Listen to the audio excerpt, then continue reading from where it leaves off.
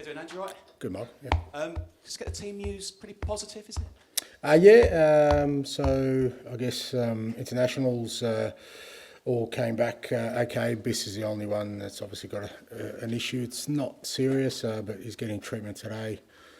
We'll see if he can train tomorrow and make a decision there. Out of the other guys, Mickey van der Ven's all good. He's trained pretty fully through the international break, and Dom, back half of this week, sort of joined with the first team, trained today. So again, we've got training tomorrow. If they get through all right, I guess we'll be available. Richie, Will Lancashire are the only two that other two that are in rehab.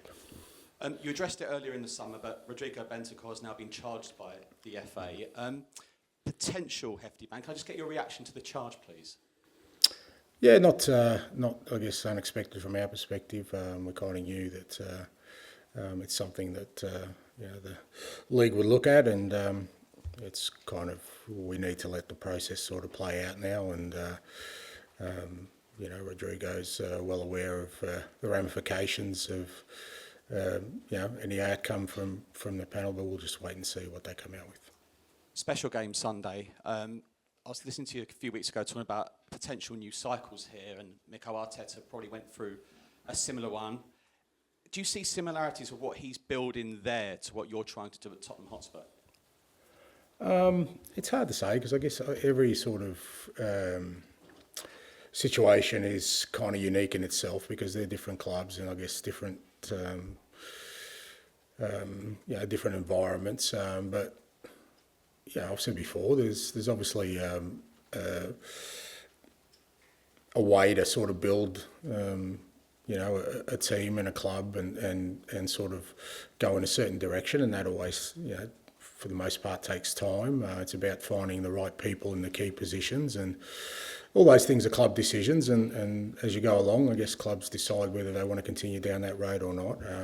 The results aren't always there immediately, which is not surprising in this league, but I think for the most part, clubs that have sort of stuck to a certain direction because they believe they're heading in the right way, eventually sort of get to a place where their team is competitive for a sustained period of time.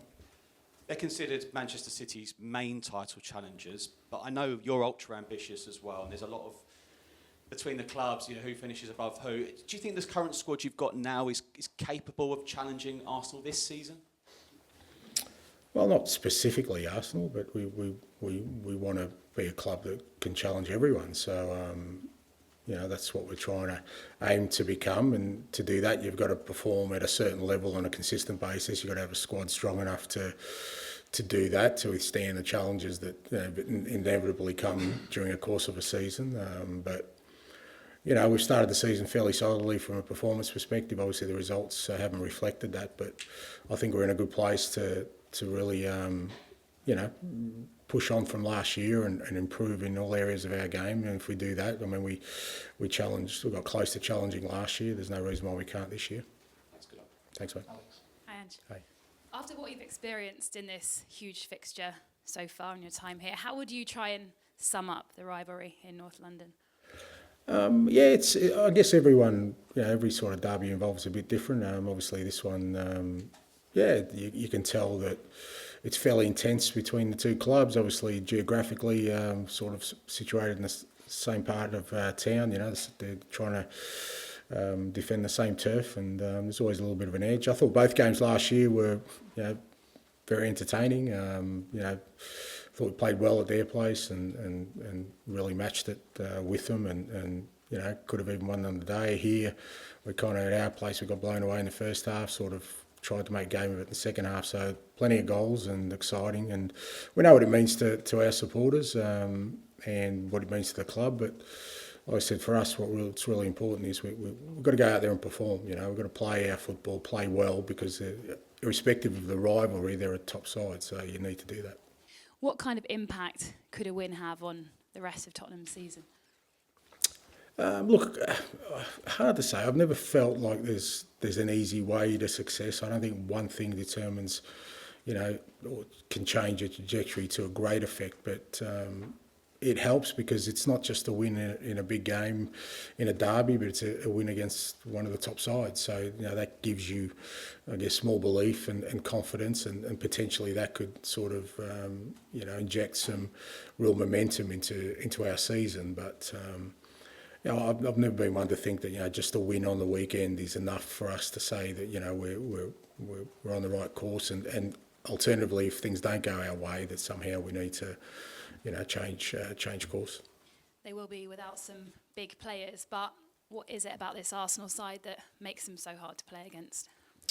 Yeah, I think consistency in approach and mentality. I think you've seen them in the last 2 years, in particular, that they've just had a real relentlessness about them. They haven't had to change their team too much. They've been, there's a solid core there that have sort of carried them through the last 2 years, and I think that gives you belief over time. So I think in every game they feel like they can win. I think they have this confidence in themselves now that they can challenge over a course of a Premier League season, which I think that more than anything else allows you to kind of build momentum season to season when you can do it over a whole course of a season. They have the last 2 years. Their form over the last 2 years in totality has been outstanding. So they're going to be a tough nut to crack, but a great opportunity for us to do that. Thank you. Ange, how are you? I'm good, mate.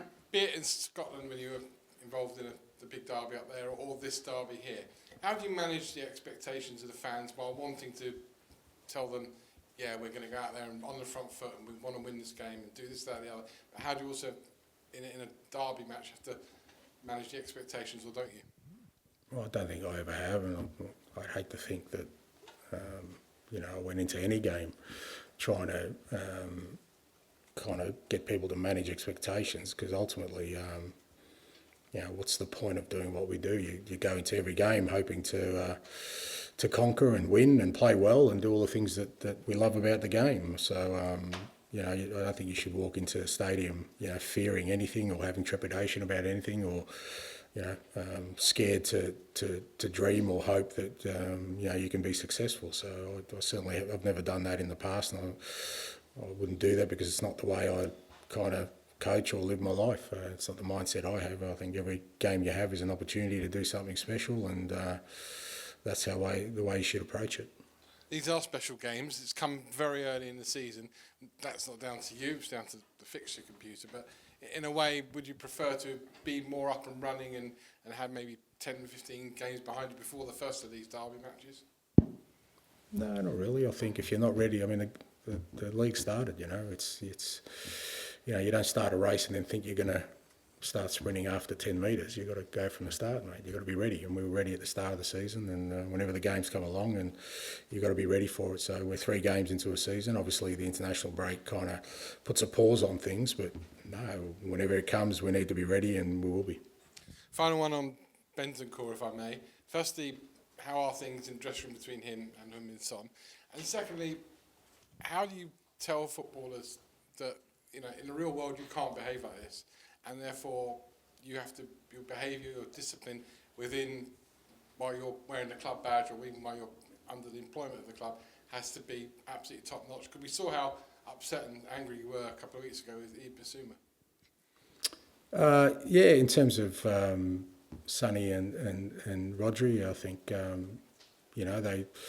they had their kind of discussion about the whole incident. I think both players understand and respect each other's position, and Rodri's already apologised for what he said, and Sonny has accepted that and accepted the fact that one of his teammates and a person he's close to has made a mistake. Beyond that, I mean, I don't know what you mean by the real world. We all live in the same world, whether you're a footballer or you're anyone down the street. We all live in the same world, and we all kind of understand the ramifications of our actions, irrespective of who we represent. Ultimately, we represent ourselves as people, and you try and along the way, as human beings, we try and do the right thing all the time, but it doesn't always happen. We all make mistakes, and I've said before that, for me, it's not just about punishment. It's the opportunity to, for people to atone, to learn, because if we're talking about having a a society that's kind of understanding and tolerant of everything, we also must show that to people who make mistakes, as Rodri has made this in this time. But we kind of know him very well, a lot better than most, because we spend every day with him and we understand the kind of person he is, and we understand that even though he's a great guy and a fantastic teammate, he's made a big error this time, and he's got to take the punishment, but also we need to make sure that we give him the opportunity to atone for it and learn from it, and hopefully others learn from it as well. Okay, we'll finish this section with George, please. Hi, and you've had 3 good performances this season, but the results haven't always married up. I mean, how kind of close do you feel like the team are to clicking and, I guess, putting in a real 90-minute performance consistently? Yeah, look, again, it's hard to say, but I just feel, I've always felt that if you're consistent in those sort of underlying things we're looking for in our game, that the results do come sooner rather than later, and we just got to stay really disciplined and consistent in our approach from our football, because I think our football has been really good in all 3 games. We've dominated all 3 games. We've limited the opposition to very little and created a lot for ourselves. We've played in the manner we wanted to, but the results haven't come. But if we maintain that over 38 games, I think we'll be in a really good position.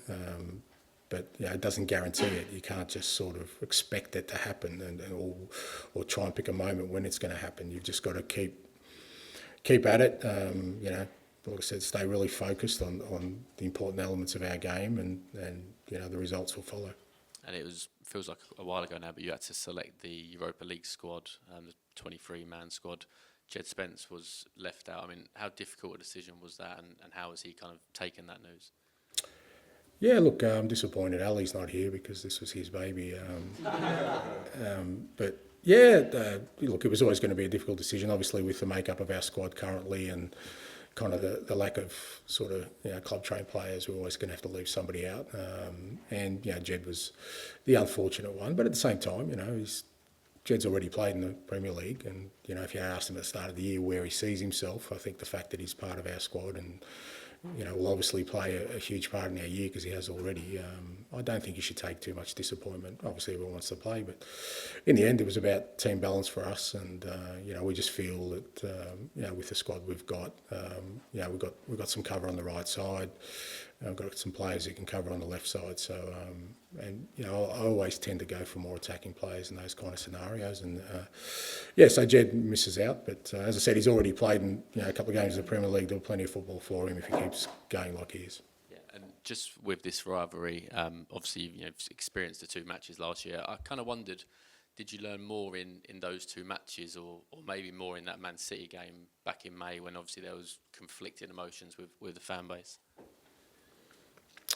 No, look, I don't think I learnt anything that I didn't already know. I understand the rivalry. I understand, the passion that exists in terms of these games. I totally understand that. The Man City game, I'll have to win, mate. That's never going to change with me. I don't care who I'm representing. I will never go into a game not wanting to win. I'm just not built that way, and I don't care if that's at odds with other people. I understand that. I respect that, but they need to respect me as well, that I will try and win every game I play.